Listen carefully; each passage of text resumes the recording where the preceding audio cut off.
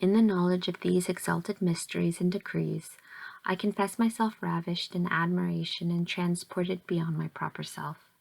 Perceiving this most holy and pure creature formed and conceived in the divine mind from the beginning and before all the ages, I joyously and exultingly magnify the Omnipotent for the admirable and mysterious decree by which he formed for us such a pure and grand, such a mysterious and godlike creature, worthy rather to be admired and praised by all beings than to be described by any one. In my admiration I can say with Saint Dionysius the Areopagite, if faith would not instruct me, and if the understanding of what I see would not teach me, that it is God who has conceived her in his mind, and who alone could and can in his omnipotence form such an image of his divinity. If this all were not present to my mind, I might begin to doubt whether the Virgin Mother contained not in herself divinity. Oh, what tears flowed from my eyes, and what sorrowful astonishment possessed my soul, to see that divine prodigy not acknowledged, and that wonder of the Most High not manifest to all the mortals. Much is known of it, but much more is unknown, as this sealed book has not been opened.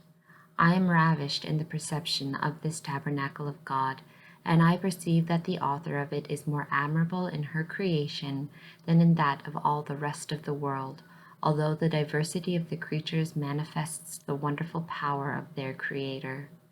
In this Queen alone are comprehended and contained more treasures than in all the rest of things joined together, and the variety and the preciousness of her riches honor the Lord above all the multitudes of the other creatures.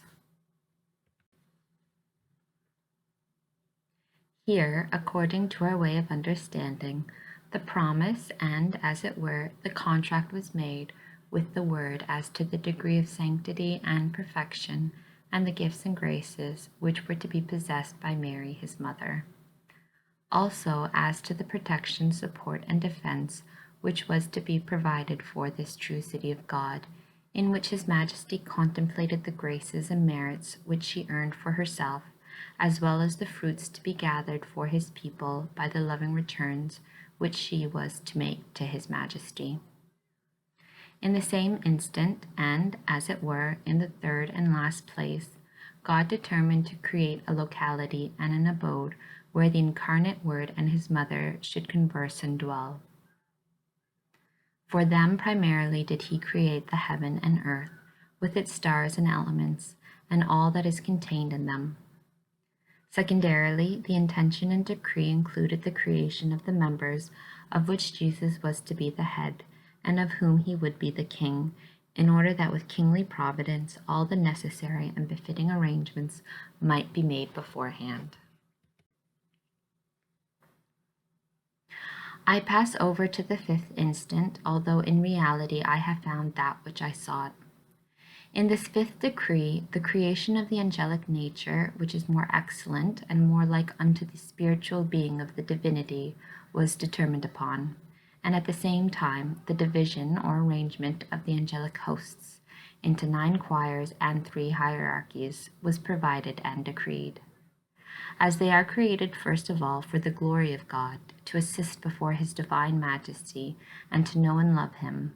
so secondarily they are ordained to assist, glorify, and honor, reverence, and serve the deified humanity of the eternal Word, recognizing Him as head and honoring Him also in His mother, the most holy Mary, Queen of these same angels.